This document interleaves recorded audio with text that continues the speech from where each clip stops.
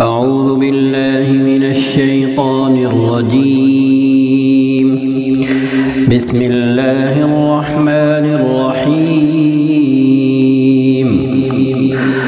قد سمع الله قول التي تجادلك في زوجها وتشتكي إلى الله والله يسمع تحاوركما إن الله سمیع بصیر. اللہ نے سن لی اس عورت کی بات جو اپنے شوہر کے معاملے میں تم سے تکرار کر رہی ہے اور اللہ سے فریاد کیے جاتی ہے. اللہ تم دونوں کی گفتگو سن رہا ہے، وہ سب کچھ سننے اور دیکھنے والا ہے. الذين يظاهرون منكم من نسائهم ما هن أمهاتهم إن أمهاتهم إلا اللائي ولدنهم وإنهم ليقولون منكرا من القول وزورا وإن اللہ لعفو غفور. تم میں سے جو لوگ اپنی بیویوں سے ظہار کرتے ہیں ان کی بیویاں ان کی مائیں نہیں ہیں، ان کی مائیں تو وہی ہیں جنہوں نے ان کو جنا ہے. یہ لوگ ایک سخت ناپسندیدہ اور جھوٹی بات کہتے ہیں، اور حقیقت یہ ہے کہ اللہ بڑا معاف کرنے والا اور درگزر فرمانے والا ہے. ظہار کا مطلب ہوتا ہے اپنی بیوی کو ماں سے تشبیہ دے کر اس کو اپنے اوپر حرام کر لینا اور اسے طلاق دے دینا. تو زمانے جاہلیت میں طلاق دینے کی ایک صورت یہ بھی تھی کہ آدمی کہتا تھا کہ تم میری ماں کی پیٹھ جیسی ہو.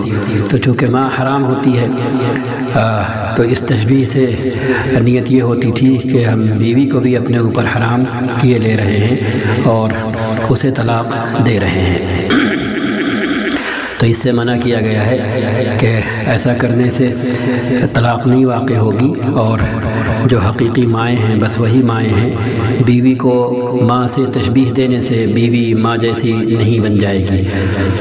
والذین یظاہرون من نسائهم ثم يعودون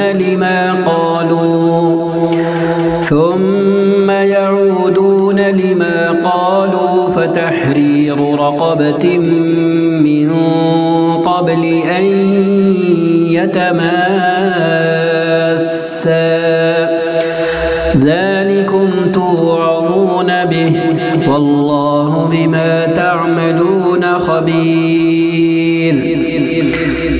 جو لوگ اپنی بیویوں سے ظہار کریں پھر اپنی اس بات سے رجوع کریں جو انہوں نے کہی تھی، تو اس سے پہلے کہ دونوں ایک دوسرے کو ہاتھ لگائیں ایک غلام آزاد کرنا ہوگا. اس سے تم کو نصیحت کی جاتی ہے، اور جو کچھ تم کرتے ہو اللہ اس سے باخبر ہے. تو اگر ظہار کرنے کی غلطی واقع ہو جائے تو اس کا کفارہ اللہ تعالیٰ نے یہ بیان کیا ہے. فمن لم يجد فصيام شهرين متتابعين من قبل أن يتماسا فمن لم يستطع فإطعام 60 مسكينا ذلك لتؤمنوا بالله ورسوله وتلك حدود الله وللكافرين عذاب أليم. اور جو شخص غلام نہ پائے وہ 2 مہینے کے پے در پے روزے رکھے لگاتار 2 مہینے تک بنا ناغہ، قبل اس کے کہ دونوں ایک دوسرے کو ہاتھ لگائیں. اور جو اس پر بھی قادر نہ ہو وہ 60 مسکینوں کو کھانا کھلائے. یہ حکم اس لیے دیا جا رہا ہے کہ تم اللہ اور اس کے رسول پر ایمان لاؤ. یہ اللہ کی مقرر کی ہوئی حدیں ہیں اور کافروں کے لیے دردناک سزا ہے. ان الذين يحادون الله ورسوله كبتوا كما كبت الذين من قبلهم وقد أنزلنا آيات بينات وللكافرين عذاب مہین۔ جو لوگ اللہ اور اس کے رسول کی مخالفت کرتے ہیں وہ اسی طرح ذلیل و خوار کر دیے جائیں گے جس طرح ان سے پہلے کے لوگ ذلیل و خوار کیے جا چکے ہیں۔ ہم نے صاف صاف آیات نازل کر دی ہیں اور کافروں کے لیے ذلت کا عذاب ہے۔ یوم یبعثهم اللہ جمیعا فینبئهم بما عملوا احصاہ اللہ ونسوہ واللہ علی کل شیء شہید۔ اس دن یہ ذلت کا عذاب ہونا ہے جب اللہ ان سب کو پھر سے زندہ کر کے اٹھائے گا اور انہیں بتا دے گا کہ وہ کیا کچھ کر کے آئے ہیں۔ وہ بھول گئے ہیں مگر اللہ نے ان سب کا کیا دھرا گن گن کر محفوظ کر رکھا ہے اور اللہ ایک ایک چیز پر شاہد ہے۔ أَلَمْ تَرَ أَنَّ اللَّهَ يَعْلَمُ مَا فِي السَّمَاوَاتِ وَمَا فِي الْأَرْضِ مَا يَكُونُ مِن نَّجْوَى ثَلَاثَةٍ إِلَّا هُوَ رَابِعُهُمْ وَلَا خَمْسَةٍ إِلَّا هُوَ سَادِسُهُمْ وَلَا أَدْنَى مِن ذَلِكَ وَلَا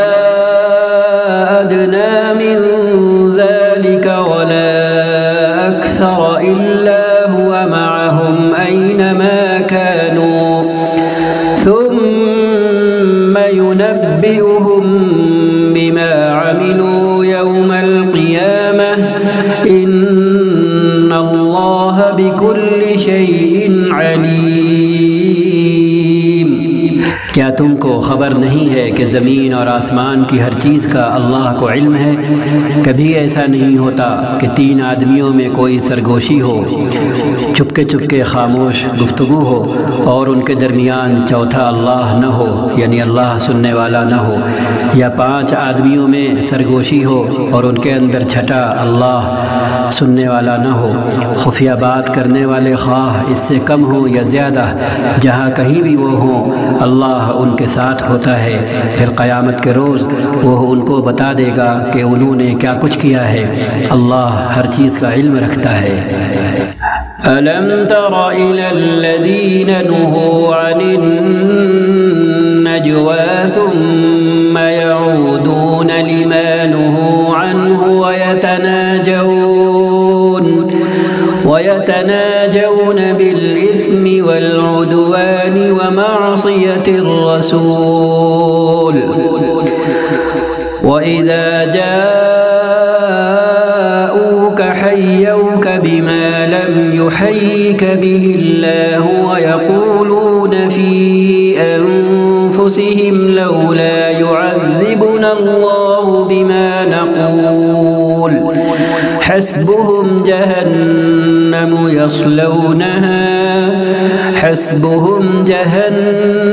يصلونها فبئس المصير۔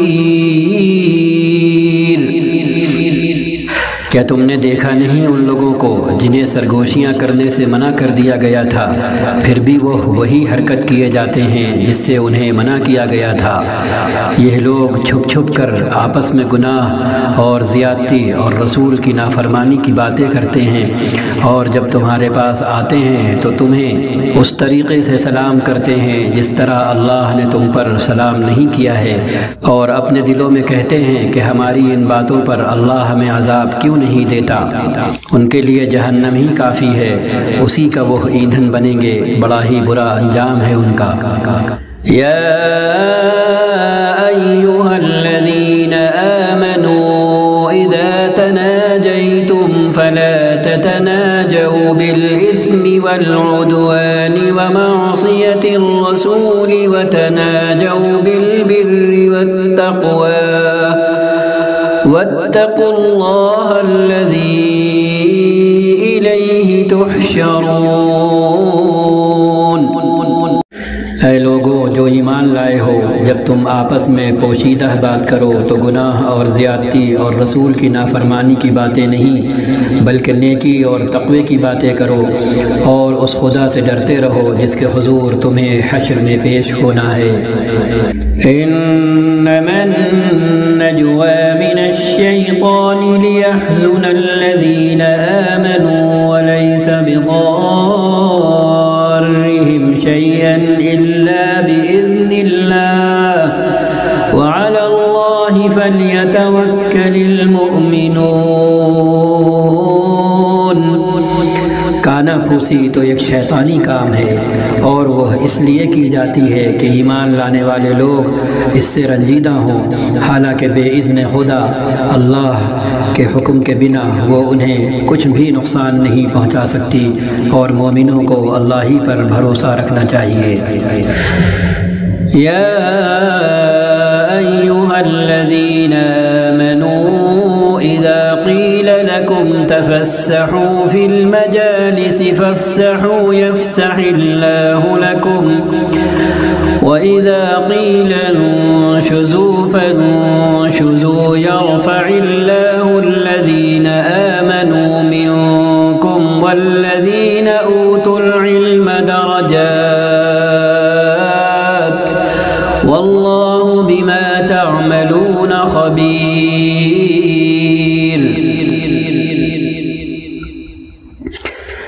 اے لوگوں جو ایمان لائے ہو، جب تم سے کہا جائے کہ اپنی مجلسوں میں کشادگی جگہ پیدا کرو تو جگہ کشادہ کر دیا کرو، اللہ تمہیں کشادگی بخشے گا، اور جب تم سے کہا جائے کہ اٹھ جاؤ تو اٹھ جایا کرو۔ تم میں سے جو لوگ ایمان رکھنے والے ہیں اور جن کو علم بخشا گیا ہے، اللہ ان کو بلند درجے عطا فرمائے گا، اور جو کچھ تم کرتے ہو اللہ کو اس کی خبر ہے۔ يا أيها الذين آمنوا إذا ناجيتم الرسول فقدموا بين يدي نجواكم صدقة ذلك خير لكم وأطهر فإن لم تجدوا فإن الله غفور رحيم۔ اے لوگو جو ایمان لائے ہو، جب تم رسول سے تخلیے یعنی تنہائی میں بات کرو تو بات کرنے سے پہلے کچھ صدقہ دو، یہ تمہارے لیے بہتر اور پاکیزہ تر ہے۔ البتہ اگر تم صدقہ دینے کے لیے کچھ نہ پاؤ تو اللہ غفور اور رحیم ہے۔ أَأَشْفَقْتُمْ أَن تُقَدِّمُوا بَيْنَ يَدَيْ نَجْوَاكُمْ صَدَقَاتٍ فَإِذْ لَمْ تَفْعَلُوا وَتَابَ اللَّهُ عَلَيْكُمْ فَأَقِيمُوا الصَّلَاةَ وَآتُوا الزَّكَاةَ وَأَطِيعُوا اللَّهَ وَرَسُولَهُ وَاللَّهُ خَبِيرٌ بِمَا تَعْمَلُونَ۔ تم ڈر گئے اس بات سے کہ تخلیے یعنی تنہائی میں گفتگو کرنے سے پہلے تمہیں صدقات دینے ہوں گے؟ اچھا، اگر تم ایسا نہ کرو اور اللہ نے تم کو اس سے معاف کر دیا تو نماز قائم کرتے رہو، زکوٰۃ دیتے رہو، اور اللہ اور اس کے رسول کی اطاعت کرتے رہو۔ تم جو کچھ کرتے ہو اللہ اس سے باخبر ہے۔ أَلَمْ تَرَ إِلَى الَّذِينَ تَوَلَّوْا قَوْمًا غَضِبَ اللَّهُ عَلَيْهِمْ مَا هُمْ مِنْكُمْ وَلَا مِنْهُمْ وَيَحْلِفُونَ عَلَى الْكَذِبِ وَهُمْ يَعْلَمُونَ۔ کیا تم نے دیکھا نہیں ان لوگوں کو جنہوں نے دوست بنایا ہے ایک ایسے گروہ کو جو اللہ کا مغضوب ہے، جس پر اللہ کا غصہ ہے؟ وہ نہ تمہارے ہیں نہ ان کے، اور وہ جان بوجھ کر جھوٹی بات پر قسمیں کھاتے ہیں۔ اعد اللہ لهم عذابا شدیدا انہم ساء ما كانوا يعملون۔ اللہ نے ان کے لیے سخت عذاب مہیا کر رکھا ہے، بڑے ہی برے کرتوت ہیں جو وہ کر رہے ہیں۔ اتخذوا ایمانہم جنة فصدوا عن سبیل اللہ فلہم عذاب مہین۔ انہوں نے اپنی قسموں کو ڈھال بنا رکھا ہے جس کی آڑ میں وہ اللہ کی راہ سے لوگوں کو روکتے ہیں، اس پر ان کے لیے ذلت کا عذاب ہے۔ لن تغنی عنہم اموالہم ولا اولادہم من اللہ شیئا اولئک اصحاب أولئك أصحاب النار هم فيها خالدون۔ اللہ سے بچانے کے لیے نہ ان کے مال کچھ کام آئیں گے نہ ان کی اولاد، وہ دوزخ کے یار ہیں، اسی میں وہ ہمیشہ رہیں گے۔ یوم یبعثهم اللہ جميعا فیحلفون له كما يحلفون لكم ويحسبون أنهم على شيء ألا إنهم هم الكاذبون۔ اسی طرح قسمیں کھائیں گے جس طرح تمہارے سامنے کھاتے ہیں، اور اپنے نزدیک یہ سمجھیں گے کہ اس سے ان کا کچھ کام بن جائے گا، خوب جان لو وہ پرلے درجے کے جھوٹے ہیں۔ استحوذ عليهم الشيطان فأنساهم ذكر الله أولئك حزب الشيطان ألا إن حزب الشيطان هم الخاسرون۔ شیطان ان پر مسلط ہو چکا ہے اور اس نے خدا کی یاد ان کے دل سے بھلا دی ہے، وہ شیطان کی پارٹی کے لوگ ہیں، خبردار رہو شیطان کی پارٹی والے ہی خسارے میں رہنے والے ہیں۔ ان الذين يحادون الله ورسوله أولئك في الأذلين۔ إن الذين يحادون الله ورسوله أولئك في الأذلين۔ یقیناً ذلیل ترین مخلوقات میں سے ہیں وہ لوگ جو اللہ اور اس کے رسول کا مقابلہ کرتے ہیں۔ كتب الله لأغلبن أنا ورسلي إن الله قوي عزيز۔ كتب الله لأغلبن أنا ورسلي إن الله قوي عزيز۔ اللہ نے لکھ دیا ہے کہ میں اور میرے رسول غالب ہو کر رہیں گے، فی الواقع اللہ زبردست اور زور آور ہے۔ لا تجد قوما يؤمنون بالله واليوم الآخر يوادون من حاد الله ورسوله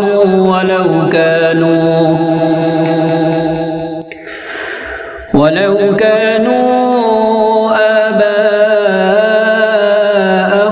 أو أبناءهم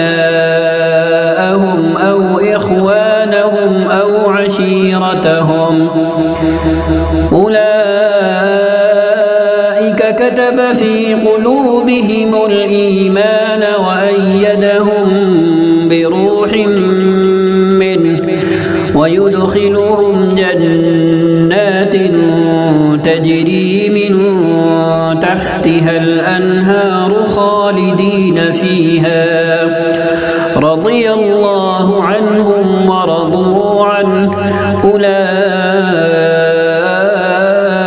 حزب الله أولئك حزب الله أولئك حزب الله ألا إن حزب الله هم المفلحون۔ تم کبھی یہ نہ پاؤ گے کہ جو لوگ اللہ اور آخرت پر ایمان رکھنے والے ہیں وہ ان لوگوں سے محبت کرتے ہوں جنہوں نے اللہ اور اس کے رسول کی مخالفت کی ہے، خواہ وہ ان کے باپ ہوں یا ان کے بیٹے یا ان کے بھائی یا ان کے اہل خاندان۔ یہ وہ لوگ ہیں جن کے دلوں میں اللہ نے ایمان ثبت کر دیا ہے، بٹھا دیا ہے اور جما دیا ہے، اور اپنی طرف سے ایک روح عطا کر کے ان کو قوت بخشی ہے۔ وہ ان کو ایسی جنتوں میں داخل کرے گا جن کے نیچے نہریں بہتی ہوں گی، ان میں وہ ہمیشہ رہیں گے۔ اللہ ان سے راضی ہوا اور وہ اللہ سے راضی ہوئے۔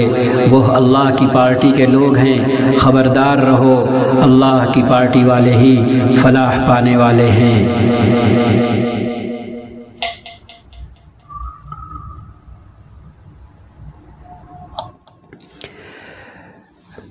آخر میں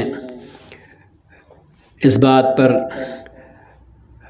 دھیان دینے کی ضرورت ہے اور سمجھنے کی ضرورت ہے کہ قرآن کریم میں جہاں کہیں بھی، جیسے کہ اس صورت میں ایک سے زائد مرتبہ کافر اور کافرین کے لفظ کو دہرایا گیا ہے، تو اس لفظ کو سن کر آج کے زمانے میں بہت سے وہ لوگ جو غلط پروپیگنڈے کا شکار ہیں، قرآن کے خلاف اور محمد الرسول اللہ صلی اللہ علیہ وسلم کے خلاف اور دنیا میں بسنے والے مسلمانوں کے خلاف منفی اور دشمنانہ جذبات رکھتے ہیں، اور وہ کافر لفظ سنتے ہی چڑھ جاتے ہیں اور بھڑک جاتے ہیں اور لوگوں میں یہ کہتے پھرتے ہیں کہ دیکھو قرآن تو ساری دنیا کے کافروں کو جہنم کی دھمکی دیتا ہے اور طرح طرح کی سزائیں سناتا ہے۔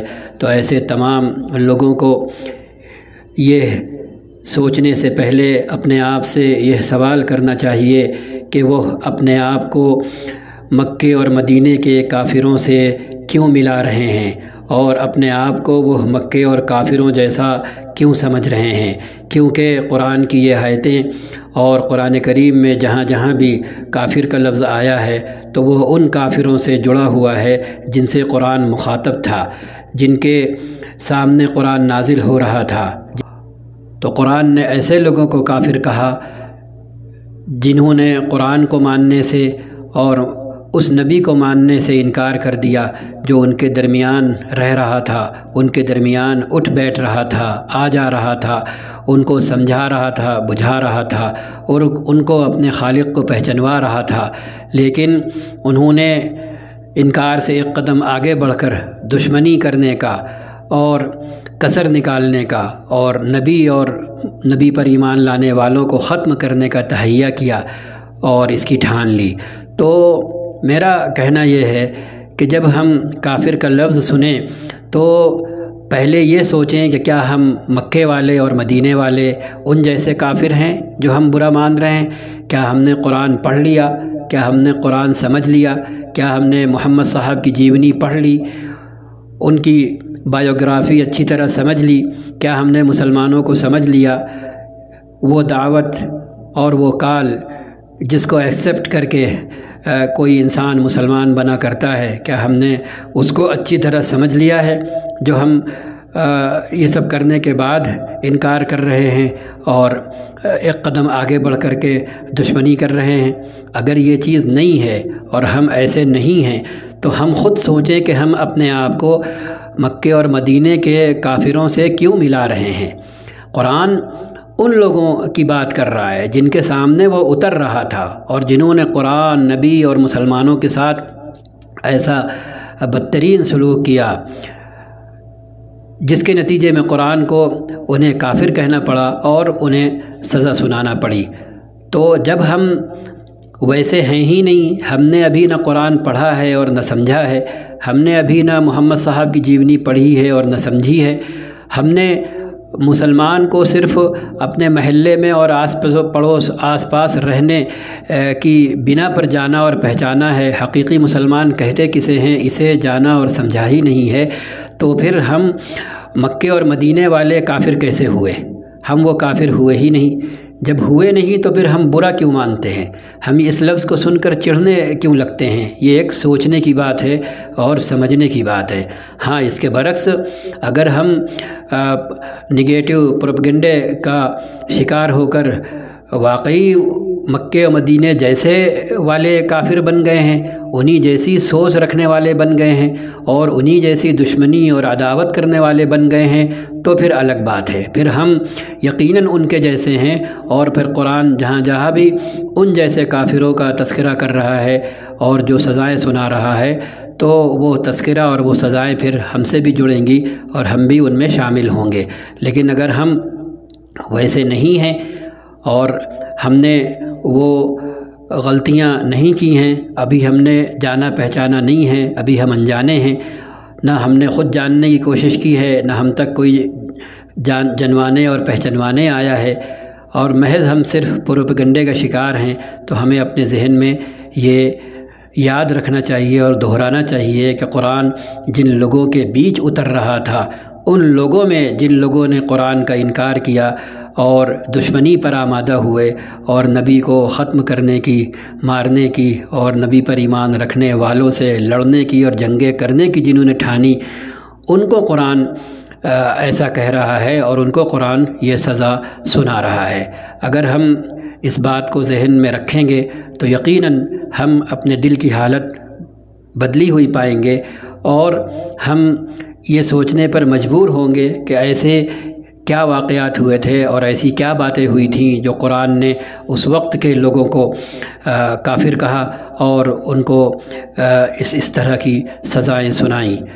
تو ہو سکتا ہے ہم بھی پھر قرآن نیوٹرل ہو کر اور ہر قسم کی منفی اور سوچ سے آزاد ہو کر قرآن پڑھنے والے بنے، محمد صلی اللہ علیہ وسلم محمد صاحب کی جیونی پڑھنے والے بنے، اسلام کو سمجھنے والے بنے، اور پھر اس کے بعد ہم خود اپنے دل کی حالت دیکھیں کہ وہ ہمیں قرآن سے دشمنی پر اور محمد صاحب سے دشمنی پر اور مسلمانوں سے دشمنی پر آمادہ کرتی ہے، یا یہ کہ ہمارے دل کی حالت ہم سے کچھ اور کہتی ہے، کیونکہ یہ اٹل حقیقت ہے اور پتھر کی لکیر ہے جسے کوئی مٹا نہیں سکتا ہے، اور کوئی کتنے ہی انکار کرے اس کے انکار کے باوجود یہ بات ختم نہیں ہو سکتی، مٹ نہیں سکتی دنیا سے کہ ہمارا اور آپ کا سب کا ایک پیدا کرنے والا ہے۔ اس نے ہماری آپ کی رہنمائی کے لیے، گائیڈنس کے لیے ایک سلسلہ قائم کیا اور کچھ بندے بھیجے جن کو نبی کہا جاتا ہے، اور آخری نبی محمد رسول اللہ صلی اللہ علیہ وسلم ہیں، جو ایک ایک انسان کی طرف اور ہر مانو کی طرف جو ہے بھیجے گئے ہیں، ہم چاہے مانیں اور چاہے نہ مانیں۔ تو ہم دشمنی کر کے اور انکار کر کے اور خاص طور پر بنا پڑھے لکھے اور بنا سمجھے انکار کر کے صرف اپنا ہی نقصان کریں گے اور اپنا ہی ستیہ ناش کریں گے۔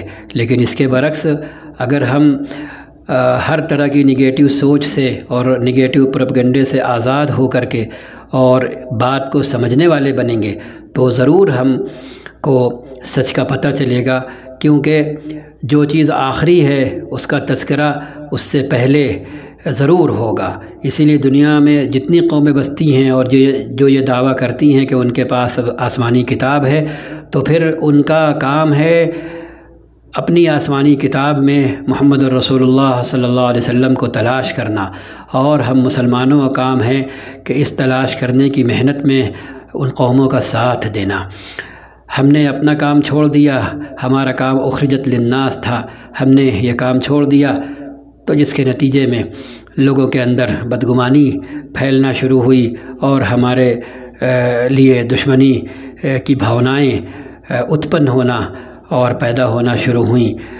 اگر ہم یہ کام کر رہے ہوتے، پہچنوا رہے ہوتے، سمجھا رہے ہوتے اور دکھا رہے ہوتے تو یقیناً کوئی بھی دنیا میں ایسا نہیں ہے جو اجنبی کو اجنبی مان کر سلوک کرے، دشمنی بھرا اور انجانہ بھرا، لیکن جب وہ اسے پہچان لے تو پھر وہ اسے گلے سے نہ لگائے اور وہ اسے اپنا نہ سمجھے اور اس کے ساتھ اچھا برتاؤ نہ کرے۔ کوئی نہیں ہے ایسا۔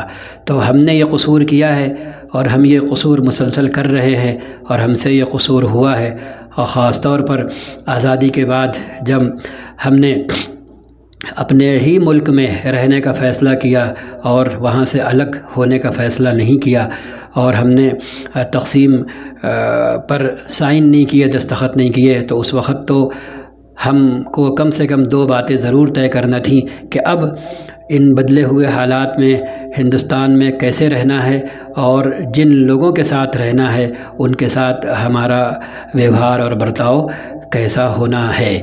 اگر ہم یہ 2 باتیں طے کرتے تو تبھی سے سنسکرت ضرور پڑھتے اور تبھی سے مذہبی سطح پر کمیونیکیشن کی شکلیں پیدا کرتے، کمیونیکیشن گیپ کے بجائے۔ ہم نے اتنا فاصلہ بڑھا لیا کہ ایک عجیب و غریب اور دنیا کا یہ بھی ایک عجوبہ ہے کہ 2 قومیں ایک ساتھ رہتی ہیں، ایک ساتھ اٹھتی بیٹھتی ہیں، ایک محلے میں رہتی ہیں، لیکن ایک دوسرے کو مذہبی سطح پر جانتی نہیں ہیں، نہ ہم انہیں جانتے ہیں نہ وہ ہمیں جانتے ہیں۔ کیسی عجوبے بھری بات ہے، ہمیں سمجھانے کی اور ان کی اپنی کتابوں سے اپنے آپ کو پہچنوانے کی اور نبی کریم محمد رسول اللہ صلی اللہ علیہ وسلم کو پہچنوانے کی کوشش کرنا تھی، جس کا نتیجہ یہ نکلتا کہ جب یہ بات گاؤں گاؤں، شہر شہر، گلی گلی، محلے محلے، نکڑ نکڑ اور چوپال میں ہوتی اور اس کا تذکرہ ہوتا تو یقیناً پھر یہ شکل وجود میں آتی ہے کہ بھئی یہ بات کہی جا رہی ہے تو یہ کہاں تک صحیح ہے، اور لوگ پوچھنے والے بنتے۔ ہمارے لوگ اپنے اہل علم سے، ان کے لوگ اپنے اہل علم سے، اور اس کا نتیجہ یہ نکلتا کہ سچ نکل کر سامنے آتا، گرد و غبار دور ہوتا، ہم انجانے اور بیگانے بننے کے بجائے ایک دوسرے کو جاننے اور پہچاننے والے بنتے۔ صدق اللہ العظیم وصدق رسولہ النبی الکریم ونحن على ذلك من الشاہدین وصلی اللہ وسلم على سیدنا ونبینا محمد خاتم النبیین والمرسلین وعلى آلہ وصحبہ ومن تبعہم بإحسان إلى یوم الدین۔